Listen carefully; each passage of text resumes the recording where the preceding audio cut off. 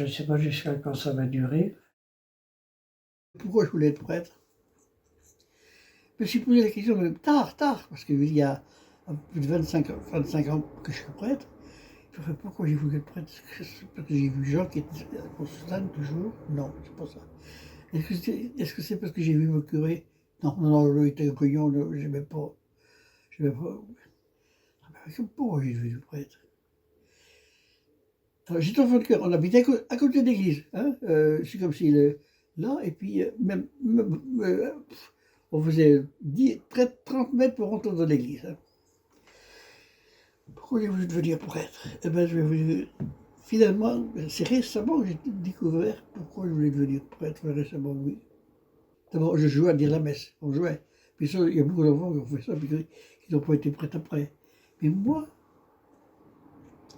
au bout de ce temps, je me suis dit, pourquoi mon curé de Caviar en Changeux, il dit, ceci est mon corps, ceci est mon sang, sur le pain et le vin. Et puis ça se produit, il n'y a pas une vision physique qui change. Hein. Le pain a la même allure, les hosties ont la même allure, mais c'est quand même le corps et le sang du Christ. J'ai dit, faut jouer dans ça dedans, ça me plairait, ça me plairait. C'est comme ça, j'ai tout doucement, ça s'est mis en route.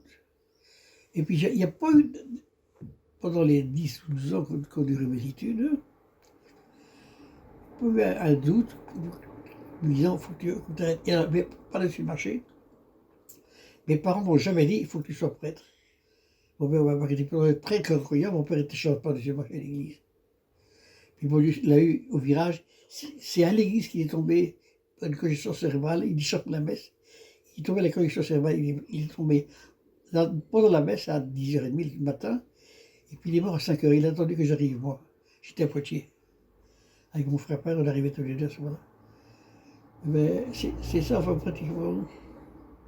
Je suis content d'être prêtre. Mais je crois, j'ai pas été flambant. Hein. J'ai pas été un. J'ai fait mon boulot, j'ai bien fait mon boulot, je crois. J'ai la chance, enfin, j'ai pu le voir, j'ai eu la chance d'avoir un contact très, très facile. De parler avec les gens. Ça me plaît, moi. Et puis même avec je suis à la retraite, j'ai 91 ans. Hein. Et bien, vous savez, je suis content d'être là. Hein, parce que, pour un oui, pour un non, je parle avec quelqu'un, toc, ça coche tout de suite. Ça veut dire c'est mon apostolat qui continue, même que je suis à la retraite. Hein, j'ai 91 ans. J'ai continué d'être prêtre, je serai prêtre jusqu'à la fin. Et d'ailleurs, il y a une phrase de la vie qui dit tu es prêtre à jamais pour toujours. Quand tu es prêtre pour toujours.